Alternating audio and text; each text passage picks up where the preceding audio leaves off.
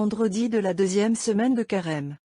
La station pour aujourd'hui est dans l'église de Saint-Vitalis, martyr, le père des deux illustres martyrs milanais, les saints Gervasius et Protasius. Recueillir. Accorde, ô Dieu Tout-Puissant, qu'étant purifiés par ce jeûne, nous puissions arriver à la solennité qui approche avec des cœurs purs. Par le Christ notre Seigneur. Amen. Épître. Leçon du livre de Genèse 37 2.6-22. En ces jours-là, Joseph dit à ses frères, « Écoutez mon rêve que j'ai rêvé. Je pensais que nous étions en train de lier des gerbes sur le terrain. Et ma gerbe se leva, pour ainsi dire, et se leva, et tes gerbes, debout, se prosternèrent devant ma gerbe. Ses frères répondirent, « Seras-tu notre roi? Ou serons-nous soumis à ta domination ?» C'est pourquoi cette question de ses rêves et de ses paroles nourrissait leur envie et leur haine. Il rêva aussi d'un autre rêve, qu'il raconta à ses frères, en disant, « J'ai vu dans un rêve, pour ainsi dire, le soleil, et la lune, et 11 étoiles, m'adorant. » Et quand il eut dit cela à son père et à ses frères, son père le réprimanda et dit, « Que signifie ce rêve que tu as rêvé?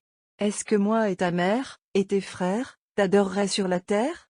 Ses frères l'enviaient donc, mais son père considérait la chose avec lui-même.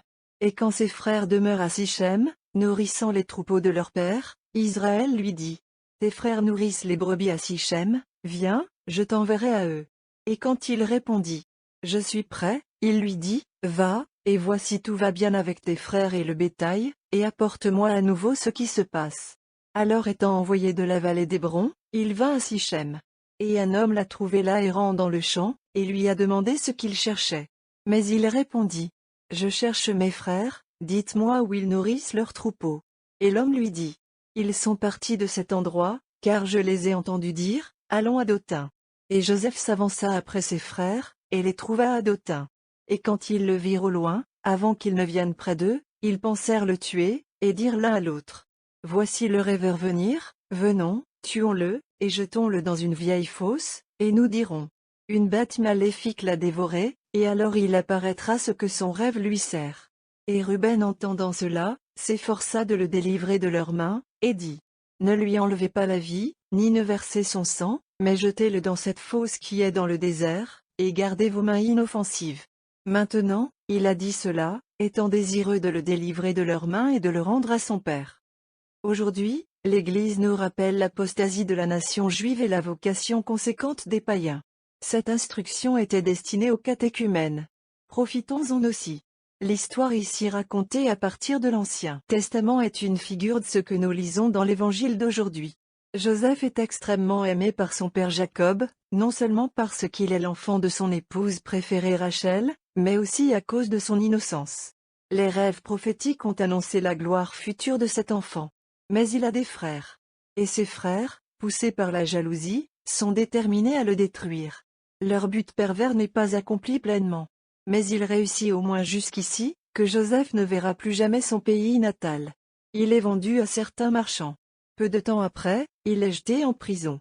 Mais il est bientôt libéré, et il est fait souverain, non pas du pays de Canaan, qu'il avait exilé, mais d'un pays païen, l'Égypte.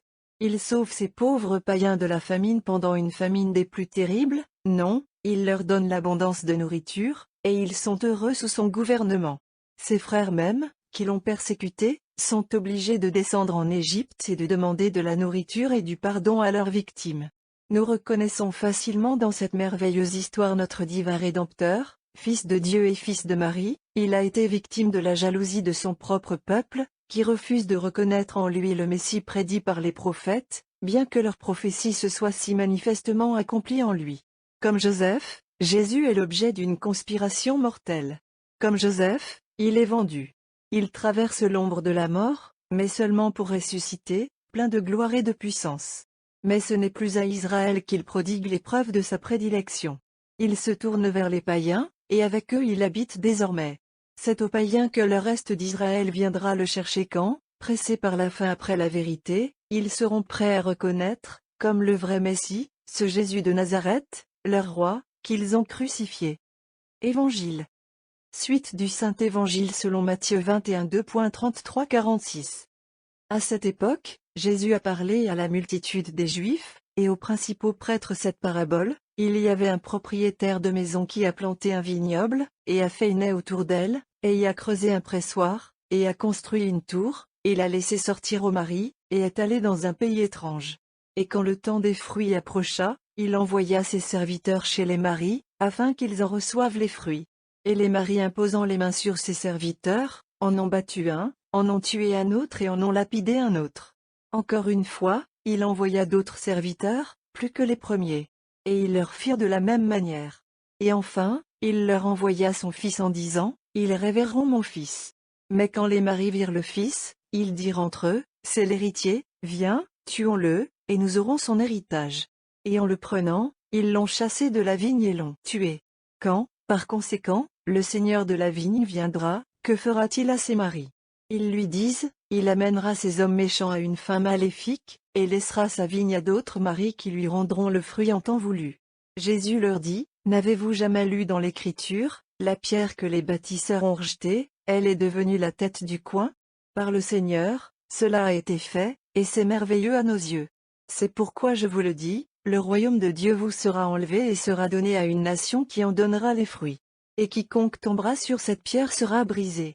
Mais sur qui il tombera, il le broiera en poudre.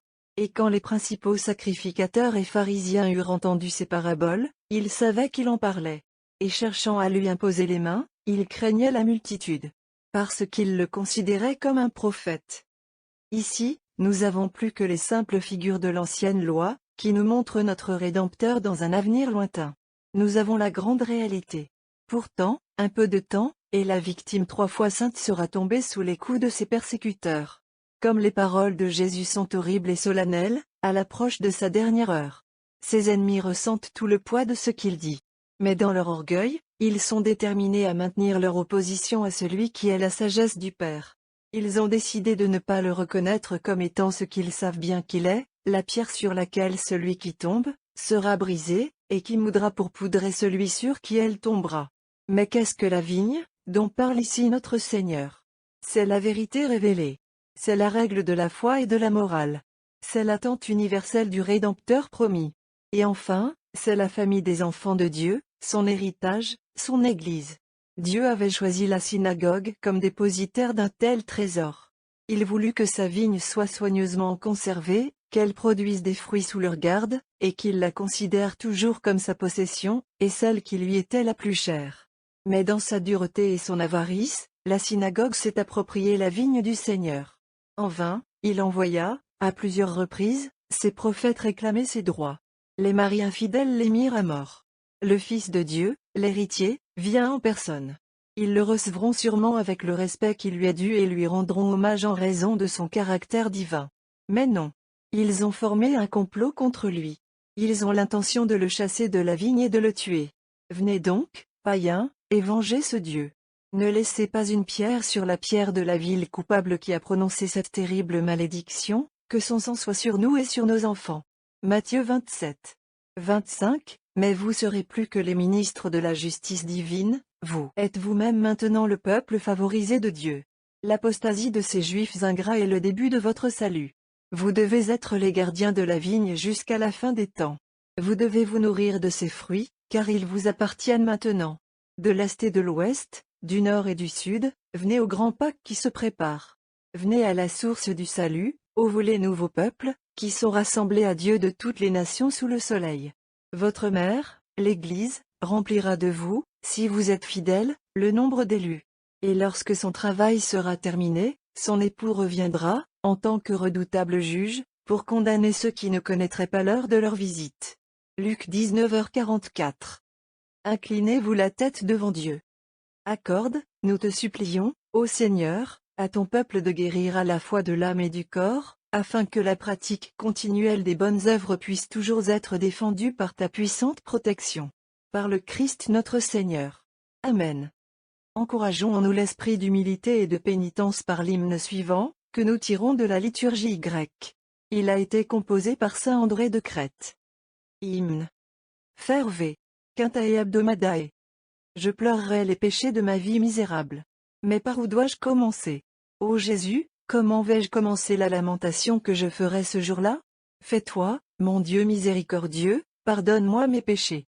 Viens, ma pauvre âme, et toi aussi, mon corps, viens, Confesse au grand Créateur et désormais, retiens-toi les passions insensées, et offre à Dieu les larmes du repentir. J'ai imité mon premier parent dans son péché. Je reconnais ma nudité, car j'ai perdu mon Dieu, le royaume et les joies de l'éternité. Hélas, âme malheureuse. C'est pourquoi tu t'es fait semblable à Ève. Ô ce regard coupable. Ô cette blessure cruelle. Tu as tendu ta main vers l'arbre et, dans ta folie, tu as mangé le fruit défendu. Adam a été chassé à juste titre du paradis, parce qu'il a enfreint l'un de tes commandements, ô mon Sauveur. Moi, alors, qui suis pour toujours en train de défier tes paroles vivifiantes, quelle punition n'aurais-je pas? Le moment est venu de se repentir. Je viens à toi, mon Créateur. Prenez-moi le lourd joug du péché et, pour l'amour de ta miséricorde, pardonne-moi mes crimes. Ne me méprise pas, mon Sauveur. Ne me jette pas loin de ton visage. Prenez-moi le lourd joug du péché et, pour l'amour de ta miséricorde, pardonne-moi mes crimes. Pardonnez-moi, mon Sauveur et mon Dieu miséricordieux, pardonnez-moi mes péchés, délibérés ou indélébiles, publics ou privés, connus ou inconnus. Ayez pitié de moi, et sauvez-moi. Égal, égal, égal, égal, égal, égal, égal. Ce texte est tiré de l'année liturgique, écrit par Dom Prosper Guéranger.